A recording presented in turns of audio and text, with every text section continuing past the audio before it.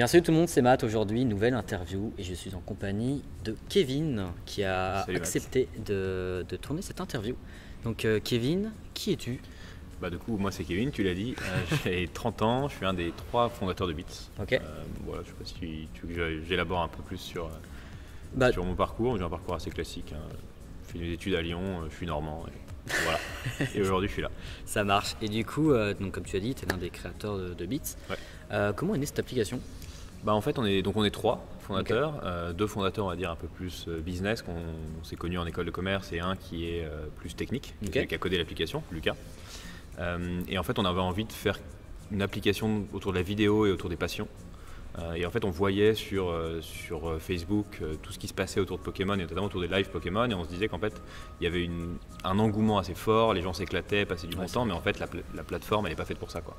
Facebook c'est pas pratique, les paiements c'était compliqué, le suivi, tout ça, et donc on s'est dit il faudrait faire un truc autour de ça, et c'est comme ça qu'on a eu l'idée de l'app, quoi. Ok, c'est vrai que pour avoir fait quand même énormément de live sur Facebook, Ouais. c'est vrai que l'ambiance live est très cool. Ouais, elle est ouf. Après, tout dépend si vraiment tu pars dans une optique d'ouverture ou si de box break avec revente. Sur Facebook, les lives vente en live, c'était moyennement apprécié. Et c'est vrai que il y avait peut-être une carte à jouer. C'est vrai que vous l'avez. C'est un peu ce qu'on s'est dit, quoi. On s'est dit, la commu mérite un truc un peu cool, Ouais. une app un peu plus, tu vois, plus Dynamique, facile à utiliser, qui sert vraiment en fait ce que les gens font, quoi. Et on voyait tout ça et on s'est dit tiens, ça peut être un truc sympa à faire. Puis on a lancé ça en juin, quoi. Ok. Et du coup, d'où vient le nom Beats? Alors le nom Beats, on réfléchissait, on savait pas trop quoi prendre comme nom. On voulait un truc un peu, comment dire, un peu punchy, quoi, un truc facile à retenir. Et en fait le Beats c'est le langage informatique 1.0 qui est très utilisé pour encoder les vidéos, quoi. Et donc on s'est dit on fait un truc avec la vidéo, c'est venu comme ça, quoi. Et toi, du coup, est-ce que tu es dans la communauté Pokémon? Moi, comme pas mal de gens, j'étais fan de Pokémon étant petit. J'ai découvert avec la version rouge, ensuite la version jaune. C'était vraiment, je me souviens encore quand je l'ai reçu, quoi. C'était vraiment le grand moment Pour beaucoup. pour beaucoup, quoi. C'était vraiment la meilleure version. Après pas mal autour de je collectionnais quand j'étais petit, etc. J'ai un peu laissé tomber quand j'étais un peu plus grand, mes études et compagnie, comme beaucoup. Et en fait là je m'y suis remis pas mal avec Beats, quoi. Ouais. Tu vois, quand j'ai découvert ça, en fait je me suis remis acheter beaucoup sur Beats pour tester, découvrir les vendeurs, découvrir les trucs, et puis petit à petit ça reprend. Et pour Beats, je me suis remis dans la commu, en fait, intégré, on va dire, plus la commu, tu vois, avec ce genre d'événements là où on se rencontre. J'ai découvert énormément de gens, notamment beaucoup de vendeurs, en fait, des vendeurs et des acheteurs, en fait, sur Beats, qui sont du coup devenus un peu beaucoup de connaissances de la commu, quoi. Donc, Et du coup, tu collectionnes quelque chose en particulier ou vraiment juste t'es vraiment un regard observateur? Je suis plutôt observateur, mais en fait, à force de tester, je me suis rappelé des trucs qui me plaisaient. J'adore Nidoking, Nidoqueen, tous les Nidoran et Evolution, et donc du coup je commence à les collectionner un petit peu. Okay. Donc voilà, j'en ai pas encore beaucoup, j'en ai peut-être une dizaine ou une quinzaine. Mon but c'est un peu de finir par tous les avoir, quoi. J'ai interviewé du coup pour le coup Dominique, qui est un collectionneur spécialement sur Nidoran, Nidoran et toute sa famille avec Nidoking. Et pour le coup, lui, il a une collection incroyable. C'est un Pokémon que j'adore, moi. Tu pourras suivre son compte si tu veux. C'est Nidokingdom, un truc comme ça. Okay. Et incroyable. Je le suis déjà, je crois. Voilà. En tout cas, il a une collection fou. Si vous ne connaissez pas, n'hésitez pas à aller voir l'interview. Énorme. Et du coup, pour Beats, pourquoi Pokémon? Parce que c'était dans la hype du moment, ou c'est parce que vous suivez déjà un peu les choses qui se passaient un peu sur Facebook, comme tu disais? Ouais, c'est ça, en fait, on suivait pas mal ce qui se faisait. On aimait bien nous Pokémon. Comme je te disais, quand j'étais petit, moi j'adorais. C'est un truc qui me parle, quoi. Je n'avais pas commencé sur quelque chose qui me parlait pas du tout. Donc en fait, Pokémon, ça me parlait, et ça nous parlait en fait à nous trois, les fondateurs. Donc on s'est dit, faut bien commencer quelque part. C'est là où il y a du répondant, on va dire, en termes de communauté. Il y avait une communauté qui se créait, qui faisait déjà un peu ça, des lives, etc. Donc on s'est dit, ça va être des bonnes personnes pour utiliser la plateforme. Parce que l'idée, en fait, après, c'est de permettre vraiment à des passionnés, donc en fait, collectionneurs, des passionnés, d'utiliser la plateforme et de s'amuser dessus.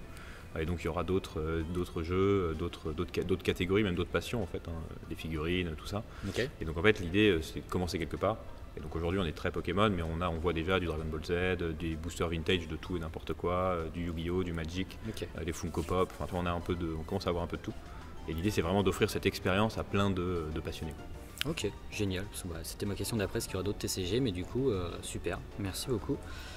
Du coup, comment fonctionnent les lives? Là, on va rentrer un peu plus dans l'application et son fonctionnement. Comment fonctionnent les lives? Y a-t-il une durée, par exemple, comme sur Facebook, on est limité, ou sur Insta, on est limité à 1 heure? Alors non, nous, c'est pas limité. Okay. Il n'y a pas de limite, hein, c'est vraiment... on veut pas, en fait, techniquement il n'y a pas de limite, et puis nous on veut pas mettre une limite sur, encore une fois, si les gens passent un bon moment, bah ils passent un bon moment quoi. Donc c'est quand tu es là avec en fait ce qui est assez fascinant, c'est que tu peux passer un bon moment qui est 150 personnes ou 10 personnes en fait, parce qu'avec 10 personnes tu vas vachement parler, discuter, échanger. Avec 150 c'est un peu plus le show, donc ça va un peu dépendre. Et donc ça en fait, tant que le vendeur et les viewers sont contents, bah en fait le live peut continuer.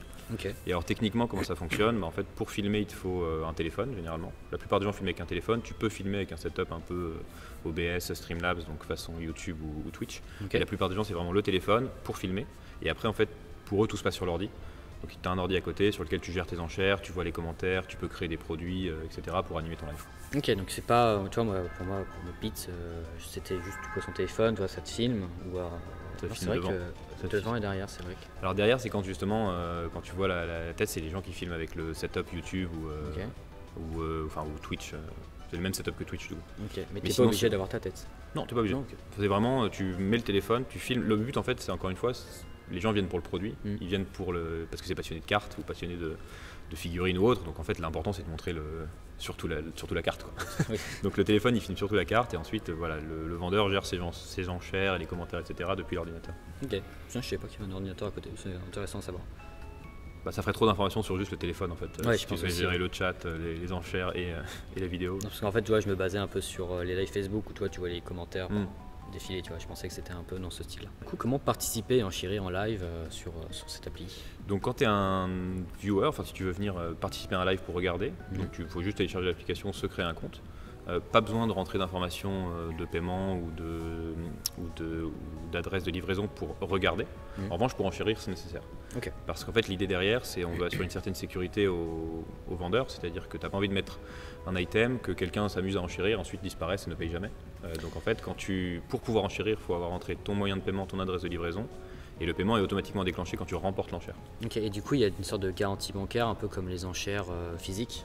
Par exemple, comme les enchères en physique à Paris qu'il y a eu l'année dernière, faut entrer une garantie bancaire qui est vérifiée derrière par l'application. Alors non, c'est pas une garantie, c'est vraiment tu vas rentrer ta carte bleue, donc tu vas enregistrer ta carte bleue sur l'application, et mettons que tu enchéris, tu gagnes une carte à 10 €, bah en fait tu es automatiquement débité des 10 €, parce que tu as gagné.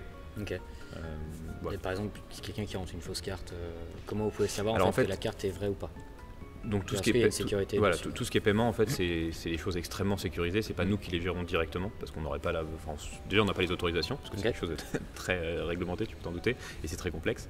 Donc en fait on passe par un prestataire qui s'appelle Stripe, qui est une boîte américaine qui gère ces choses-là, qui est une sorte d'équivalent de PayPal, enfin c'est des concurrents de choses comme ça, et en fait c'est eux qui font toutes les sécurités, toute la gestion, l'encryptage des cartes bleues, etc. Nous on n'a pas donc ça c'est une question qu'on me pose souvent, nous on n'a pas accès aux informations de carte bleue. Si tu rentres ton carte bleue, moi je peux pas l'avoir.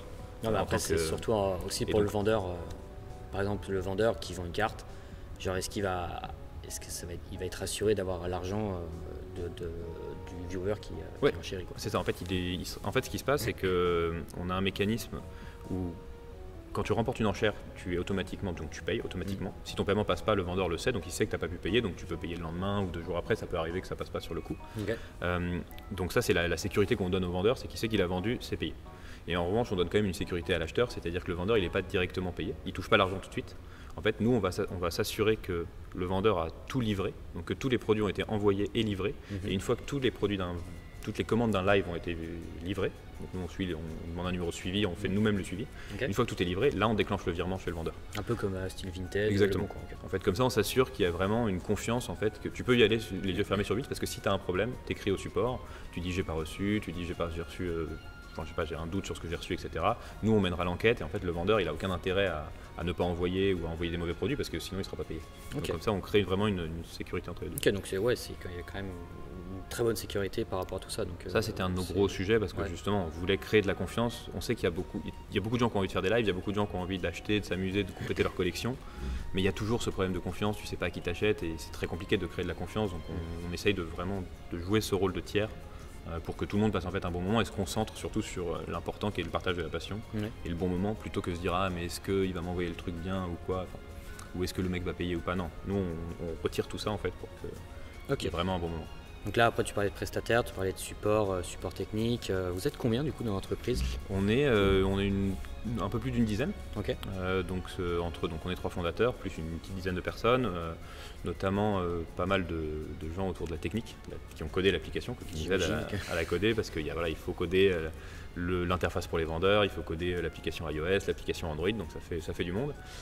Et après, on a aussi des gens qui s'occupent du support, donc du support des vendeurs, donc qui aident les vendeurs pour planifier des lives, pour animer un peu le calendrier, aller chercher de nouveaux vendeurs aussi, tu vois, même si on a beaucoup de demandes entrantes, et aussi le support pour les clients. Donc on a un support, un email auquel on répond, on essaie de répondre le plus vite possible quand il y a des questions, des soucis ou autre. Parce qu'après, c'est vrai que vous êtes quand même très réactif par Insta notamment. Ouais, je sais que j'ai beaucoup discuté avec plusieurs d'entre vous, parce que vous êtes plusieurs sur le compte. compte. On est plusieurs sur le compte. Mais c'est vrai que vous êtes quand même très accessible et c'est cool. On essaye, on se dit que c'est aussi, je pense, une de nos forces, enfin ça devrait être une de nos forces, et c'est quelque chose qu'on va essayer de garder toujours au plus. On en revient à cette idée de confiance. La confiance, elle se fait, c'est ok d'avoir des problèmes. Enfin moi, tu peux en avoir, personne n'a pas de problème, exactement. Tu peux pas faire quelque chose de parfait tout le temps. En revanche, ce qui est pas ok, c'est de pas répondre aux problèmes et de pas être transparent. Et donc nous, on essaie de faire le max. Alors on n'y arrivera peut-être pas toujours, parfois ce sera un peu plus long, mais voilà, on essaye toujours d'être le plus réactif possible, le plus transparent possible. Quand on fait une erreur, on le dit, on dit désolé, on a fait une erreur, on se rattrape, on trouve des solutions pour se rattraper. Je pense que c'est ce que la communauté attend, c'est ce que les gens attendent, et c'est ce qu'il faut leur donner pour avoir confiance. C'est aussi pour ça qu'on fait cette interview, parce qu'on est là aussi pour parler de toi et de Beats, tout en étant transparent sur ce qu'ils font, sur comment fonctionne aussi l'application derrière l'écran. C'est pour ça que c'est bien d'avoir des informations, surtout par des créateurs. Je te remercie de m'accueillir. C'est toujours un plaisir de discuter avec des gens dans la communauté Pokémon. Et du coup, depuis le lancement en juin 2021, quels ont été les objectifs atteints? Quels ont été vos objectifs? Est-ce qu'il y en a qui ont été atteints? Nous, notre objectif principal, quand tu crées une application comme ça, c'est qu'elle soit utilisée. Parce qu'en fait, quand tu crées quelque chose, tu dis toujours ok, tu parles à des gens avant de le lancer, mais ils te disent ouais, ça a l'air sympa, etc. Mais est-ce que les gens vont vraiment venir, quoi. Et donc nous, c'est notre objectif, c'était de se dire on veut une communauté de gens qui essayent et qui reviennent. Et en fait, ça, on l'a plutôt atteint.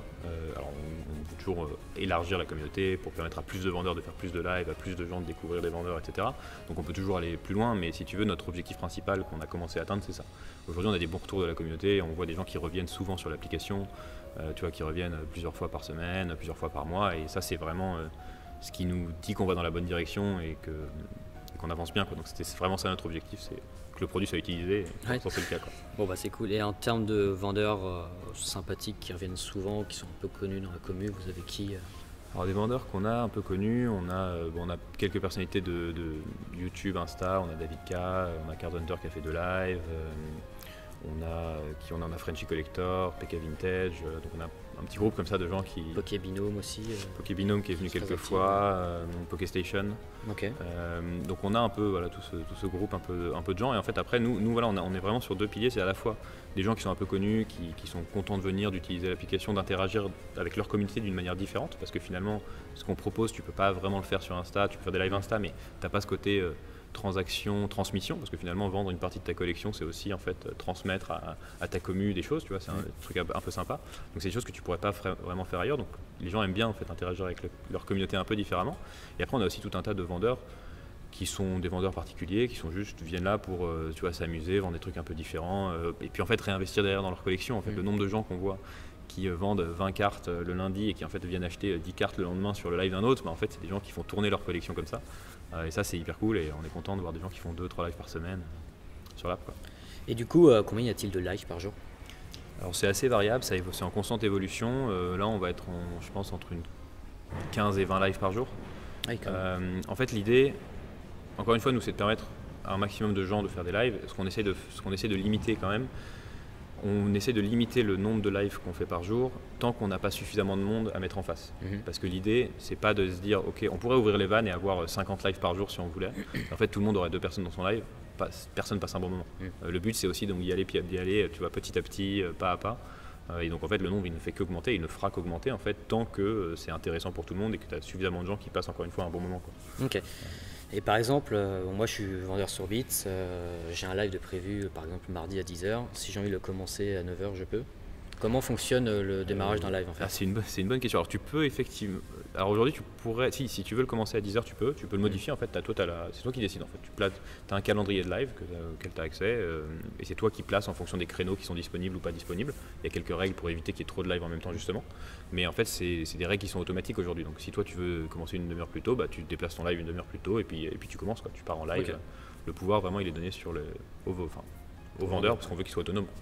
Okay. Comme tu pourrais le faire sur Twitch ou sur YouTube. Ok, ça marche. Et du coup, comment fonctionne, enfin tu as expliqué un peu comment fonctionnait la rémunération et vous, comment vous vivez tout simplement Nous on prend une commission sur les ventes. Okay. Donc voilà, sur chaque transaction on prend une commission qui nous permet de mettre un peu d'argent dans la machine, de réinvestir et de continuer à faire grandir l'application. Ok, ça marche.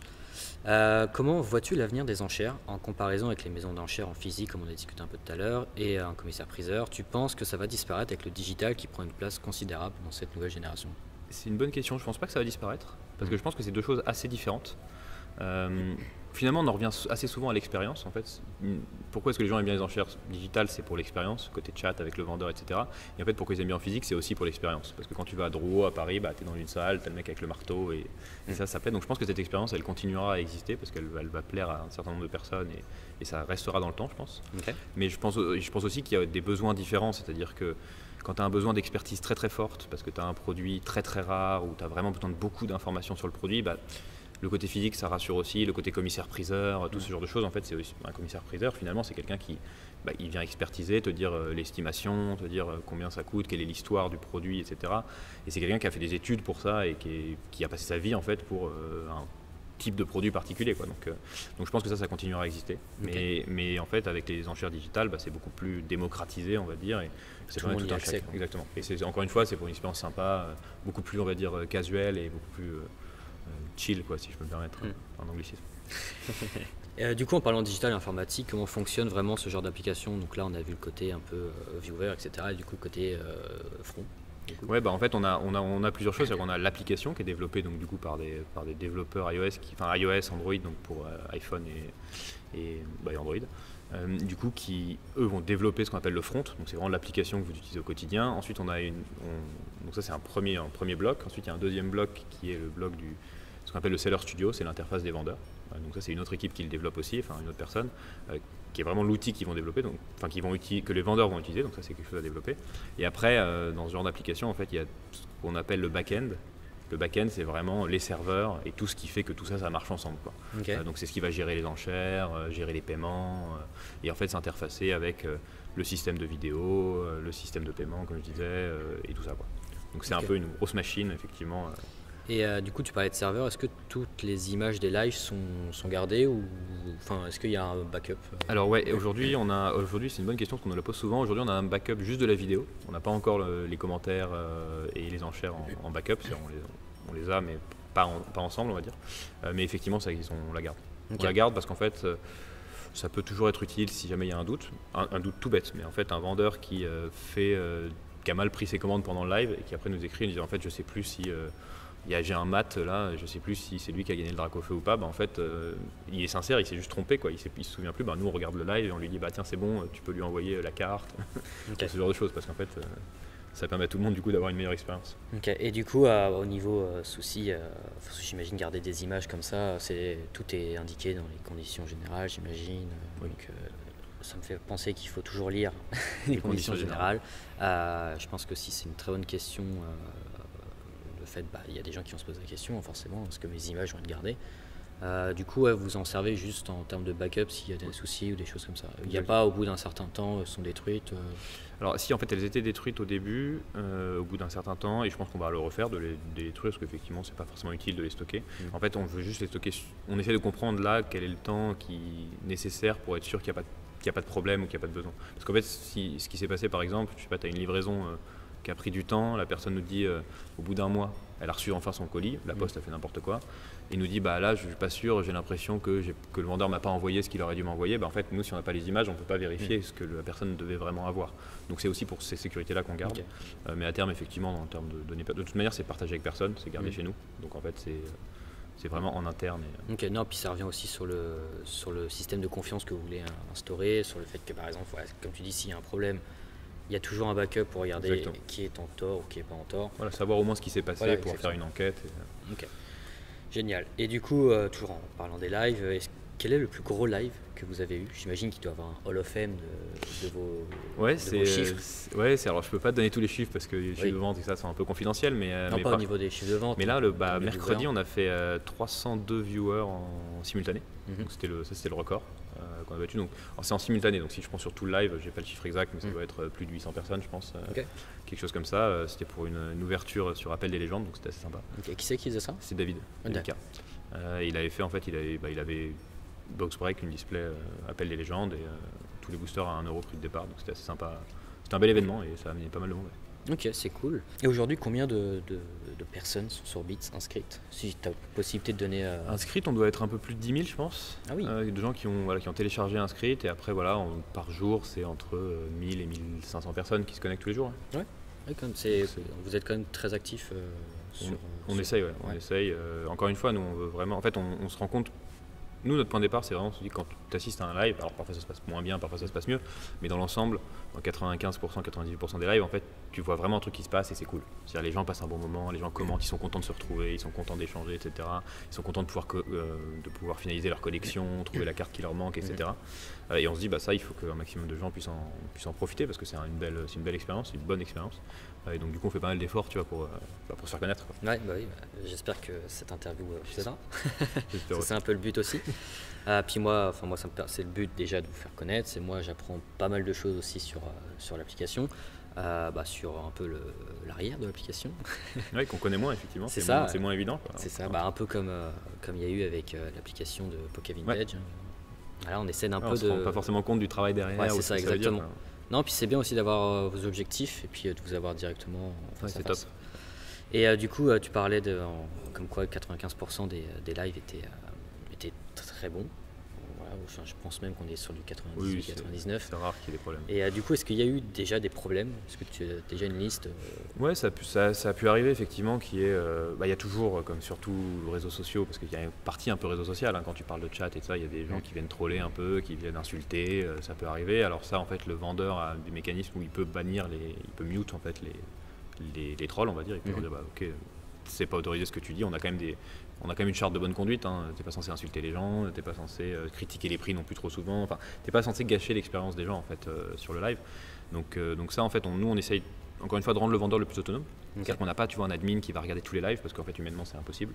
Les lives durent parfois jusqu'à 4h du mat, donc en fait on ne pourrait pas. Donc vraiment on donne le pouvoir au vendeur. Et après quand il y a un souci, généralement un vrai souci s'il y en a un, c'est très très rare.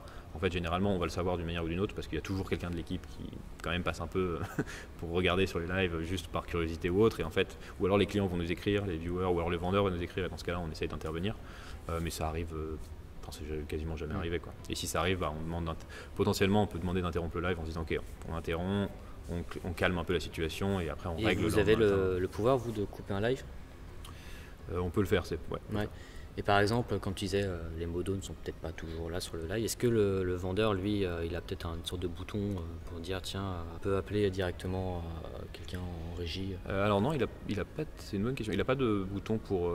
Sur des boutons, tu vois, alerte, tu vois. Non, il n'a pas de bouton pour nous alerter. Il peut il peut bannir des gens s'il veut. Et après, c'est lui qui a le contrôle sur son live. Donc s'il veut l'arrêter, il peut l'arrêter. Il a le contrôle total, quoi. Donc sur son live. La réalité, c'est qu'en fait, il se passe rarement des choses très très graves. La communauté est quand même assez bienveillante, enfin même très bienveillante.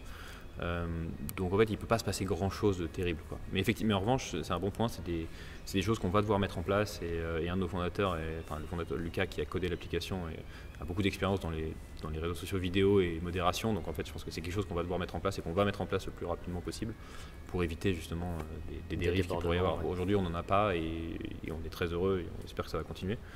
Mais effectivement, il faut quand même qu'on puisse protéger la communauté et les vendeurs d'abus qu'il pourrait y avoir. Okay. Petite question de la communauté, parce qu'à chaque fois que je fais des interviews, je demande à ma communauté s'ils ont des questions par rapport à la personne ou à l'application que j'interviewe. Et là, on a une question de Poké Brider, donc excuse-moi si j'écorche un peu ton nom, qui est la suivante. Est-ce que les ventes live sont les plus justes pour établir un prix équitable entre vendeurs et acheteurs? Quelle est la comparaison avec des enchères comme celle d'eBay ou des prix d'achat immédiat offres directes des groupes Facebook par exemple? C'est une très bonne question parce c'est un retour qu'on nous fait souvent sur les prix sont trop hauts, les prix sont trop bas, on ne sait pas trop. Moi je pense fondamentalement que tu viens pas forcément sur Bits pour avoir le prix du marché entre guillemets, parce que ça tu peux le trouver sur eBay, tu peux le trouver sur Card Market, tu peux aller sur Vinted, etc. Nous tu viens surtout pour l'expérience. Et après il peut se passer parfois tu fais des super affaires. Tu vas acheter une carte 20-30% en dessous de son prix parce qu'en fait il se trouve qu'il y a beau avoir du monde dans le live, tu es le seul intéressé, tu vois, etc. Et donc en fait les vendeurs généralement sont tout à fait à l'aise avec ça parce que c'est un peu le jeu des enchères. Parfois ça part plus bas, parfois ça part plus haut. Parfois aussi ça peut partir plus haut parce que il y a de l'engouement, parce que c'est aussi un moyen quand tu passes un super moment avec un vendeur qui s'est donné, qui a fait un super décor, qui met l'ambiance, etc. En fait tu es content tu dis ok je lui paye peut-être 5 € plus cher que si je l'achetais sur eBay, mais déjà je l'achète à un mec avec qui j'ai interagi. Donc c'est même quelqu'un ou un mec ou une meuf avec qui j'ai interagi, quelqu'un qui j'ai parlé, donc il y a un lien qui se crée et quelqu'un qui s'est aussi donné pour faire ce live et pour trouver ses produits, etc. Donc je pense que la question c'est pas vraiment autour de est-ce que c'est le prix le plus juste ou le meilleur prix, c'est plutôt voilà, quelle est l'expérience à laquelle j'assiste et l'expérience que je recherche. Ok, parce que c'est vrai que tu me parlais beaucoup hors caméra, hein, que ouais, c'était des shows, c'était des sortes de spectacles quand même. Exactement. Après, en fait, vous voyez plus ça dans le terme spectacle que vendeur pur. Exactement, je pense une maison d'enchères. C'est ça. Je pense que si tu veux vraiment juste le prix ou le produit, en fait eBay, il y a 1 milliard d'offres, tu trouveras quoi, ce que tu veux. Là, tu viens vraiment pour interagir et puis c'est beaucoup plus humain en fait parce que tu vas parler avec quelqu'un. Et alors les shows, parfois c'est des shows, il y a des gens qui font vraiment énormément d'efforts pour faire des shows de ouf, il y en a qui sont beaucoup plus à la cool, qui passent des petites cartes et en fait encore une fois ils sont là pour la discussion, un peu comme finalement si tu allais à une brocante et tu discutes avec quelqu'un et t'as pas un... Voilà. Donc il y a un peu de tout sur l'application et je trouve que c'est assez sympa et c'est assez sain. Et en fait voilà, l'idée c'est tu vas là où tu veux, là où tu te sens le plus à l'aise. Ok. Autre question de Charles Troupin. Pourquoi ne pas avoir limité l'application à de la revente de cartes à l'unité? Ne pensez-vous pas qu'il y ait des dérivés du coup sur la vente de boosters à l'unité lors des box breaks? Ça c'est une bonne question aussi qu'on nous pose.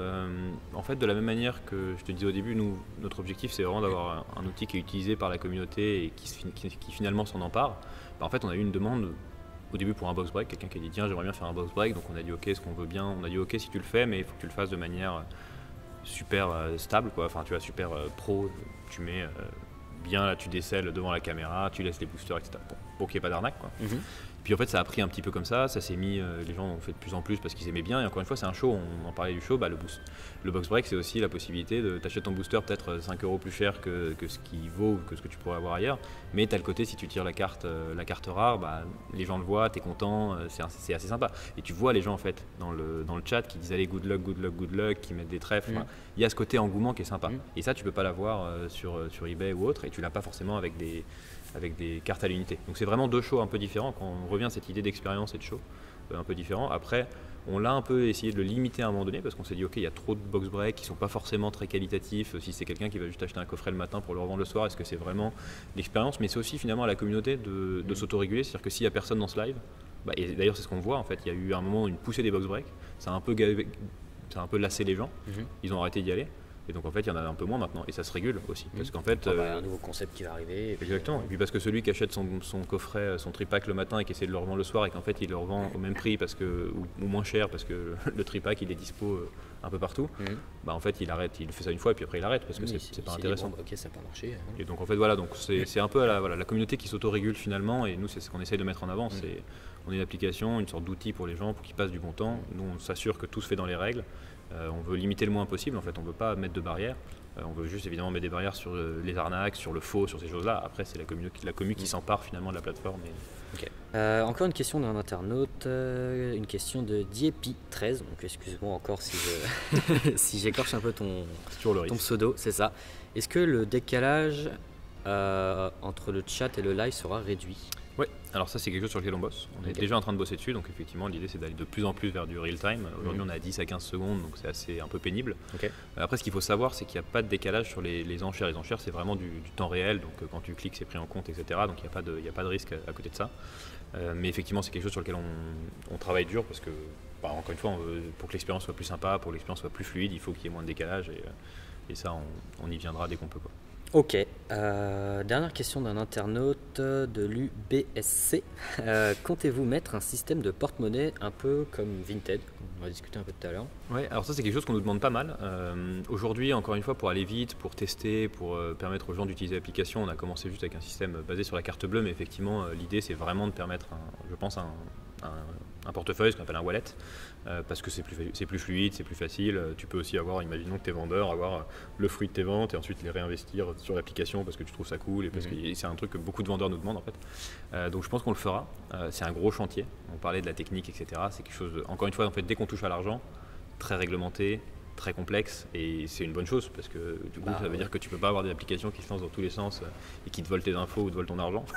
Donc c'est plutôt une bonne chose, mais la contrepartie c'est que c'est long, et donc c'est probablement quelque chose qu'on fera au courant de l'année, mais pas tout de suite. Ok, génial. Donc du coup ça rentre dans vos objectifs. Est-ce que vous avez d'autres objectifs de prévus? Les objectifs, c'est d'aller vers plus de nouvelles passions, en fait, de nouvelles choses, comme je te disais, accueillir plus de TCG, plus de catégories qui se collectionnent, comme les Funko Pop, les figurines. Il y a pas mal de choses là-dessus qui peuvent être assez sympas. Et après, effectivement, on a pas mal d'enjeux pour améliorer l'application. Donc là, on parlait effectivement du wallet, réduire la latence de la vidéo, permettre des nouvelles fonctionnalités que les gens nous demandent, en fait, pour améliorer encore une fois l'expérience. Et par exemple, des gens qui ont des idées, ils peuvent directement vous contacter sur Insta pour proposer des idées. On a Insta, donc on a notre Insta, on peut nous écrire. On a un Discord sur lequel on a des channels feedback et bug. Ça c'est très utilisé parce que du coup en fait quand il y a un bug on nous le remonte et hop on essaie de le résoudre. Pareil pour les feedbacks, comme ça on peut prendre en compte, c'est hyper intéressant. Nous on contacte aussi proactivement pas mal d'utilisateurs parce qu'en fait dès qu'on va vouloir développer quelque chose, on va aller essayer de parler à une dizaine, une quinzaine d'utilisateurs pour savoir ce qu'ils en pensent, avoir un peu leur retour. Et je pense que c'est que comme ça qu'on pourra faire un produit qui vraiment plaît à tout le monde. Donc on a Insta, Discord, on a un groupe Facebook aussi. Et après on a le support. support@joinbits.video en fait, où nous on essaie d'être réactifs, et donc là on peut nous écrire en cas de problème, en cas de demande. Ok. Tout sera évidemment en description. N'hésitez pas à checker les liens. Et écoute, moi j'arrive à la fin de mes questions. Trop cool. J'en ai appris beaucoup du coup. Ouais, c'était hyper sympa. Tout sera dans la description pour ceux qui veulent checker. Le lien de iOS et Android aussi seront. Et puis merci encore. Merci cool. à toi. Merci d'être venu. Et puis plein de bonnes choses pour votre appli. En espérant que tous vos objectifs soient atteints et qu'il n'y a pas de problème de troller. En tout cas, on va travailler dur pour ça. Donc, écoute, avec grand plaisir. Merci à vous d'avoir suivi cette vidéo. Et puis on se retrouve très vite pour une prochaine interview. Merci à tous. Merci Kevin.